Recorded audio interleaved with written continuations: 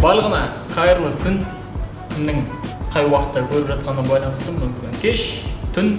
Сіздермен бірге Жандос. Бүгінгі шығарылым менің көптен күткен шығарылымдарымның бірі.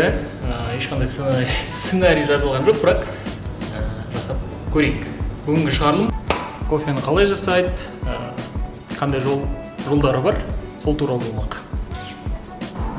Ал әзірге кофенің шығу тарихы туралы видео болсын. Ертеде ешкі жүні бөртеді. Африканың Эфиопия деген елінде қалды деген қойшы өмір сүріпті.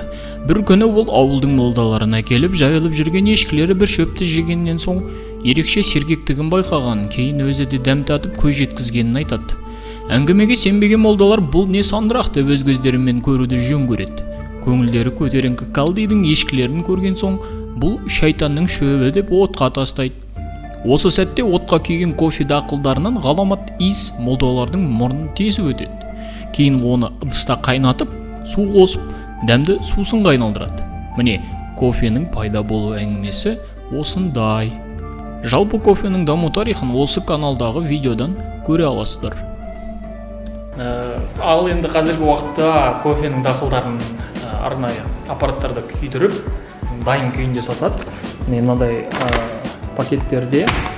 Бұл пакеттің бағасы 1 келі 8,5 мың теңге тұрады. Құрамы бойынша 80% арабика, 20% робуста. Көпшілік жұрттың мақтайтын қатынасы осы. Және осы дақылды алғаннан кейін оны мына кофемолкаға салып үгітеміз. Бұдан шыққан өтіндіні кофе машинада сумен араластырып дайын эспрессо аламыз.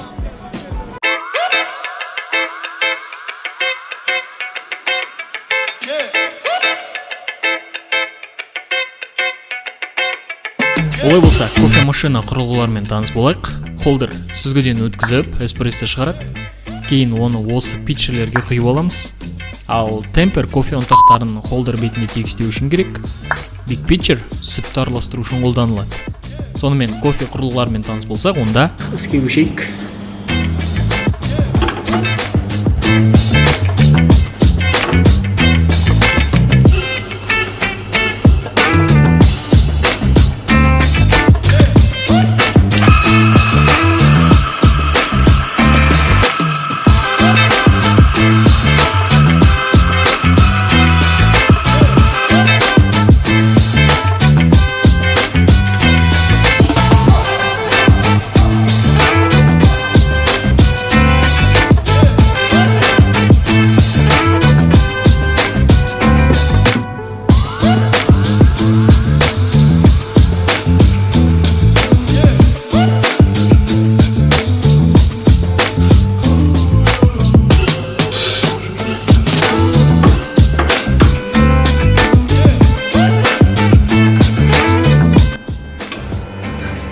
Холдерден кофе өтіп жатқан кезде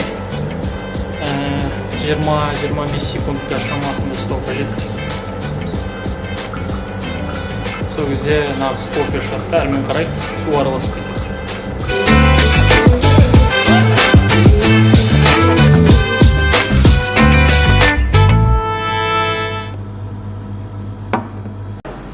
Так, сонымен біздің эспрессо дайын. Енді әрмен қарай сүтті шайқап, ысытып, осының үстіне құямыз.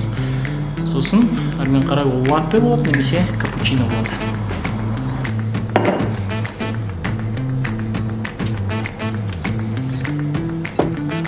Сүтті толтырған кезде воронканың бастау алатын жеріне дейін толтыру керек.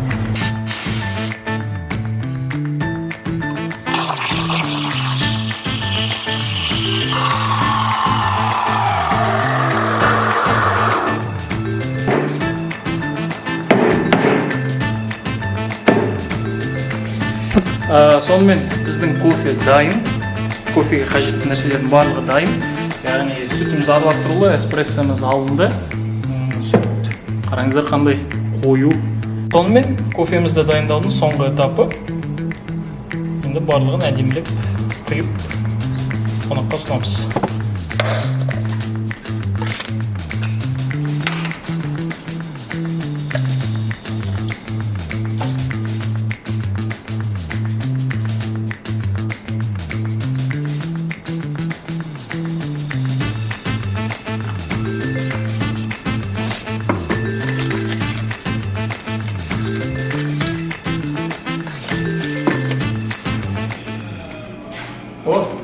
Міне осындай әдемі стақанда ларфпен бірге кофеміз дайын болды. Менің қолымдағы стаканда жасап шығарылған кофе 0,4, яғни 0,4 миллилитр көлемде. Бұның негізгі құны жалпы дөңгелек деп айтқанда 500 теңге десек болады. Грубо говоря дейді орыстар. 500 теңге десек болады, ал сатылым 1000 теңгеден жоғары. Шығарылымды соңына дейін қарағандарыңызға көптен көп рахмет. Ұнады деген ойдамын. Ас болсын.